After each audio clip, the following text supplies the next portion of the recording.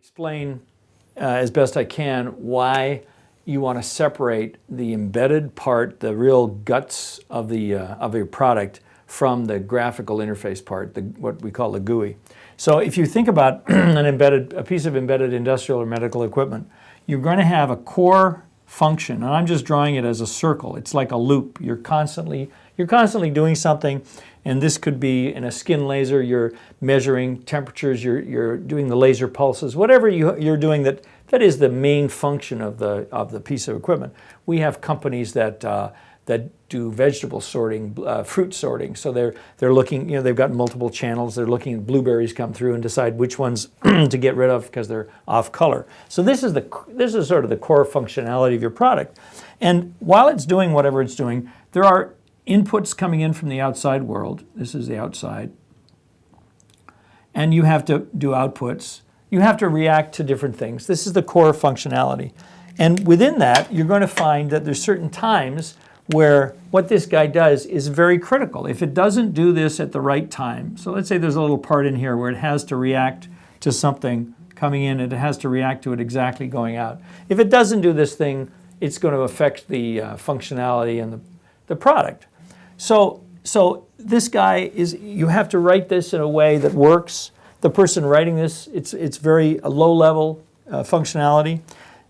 The thing is, so this is hard to do, it's hard to test, it's hard to get right. Once you got it right, you sort of want to leave it alone. Now the problem is if I have a GUI, a graphical interface with buttons and dials and whatever, I have this thing and it's running on the same processor, how can I make sure that this is always going to work right, independent of what I'm doing on the GUI? The only way to do it is to put this part, wait until it's exactly in the critical function, and then do all your knobs and buttons and playing around with it. That's very hard to do. It's complicated. Essentially, having the GUI run on the same platform as the embedded control component makes testability very, very difficult. You can never be entirely sure that you've got all the cases. An example of why this matters is, the classic is the Windows operating system. Anybody running Windows has had the machine either freeze or crash on them, and it's because the complex interaction of all the different drivers, programs, things you're running, things in the background, networking, it's all going on at the same time, and you simply can't test all the combinations to know that you're going to cover all the cases. And the machines are different too.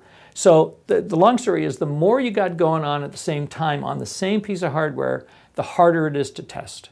And if I'm doing an embedded product, I never want to have the thing stutter or somebody says it didn't work and you don't know why.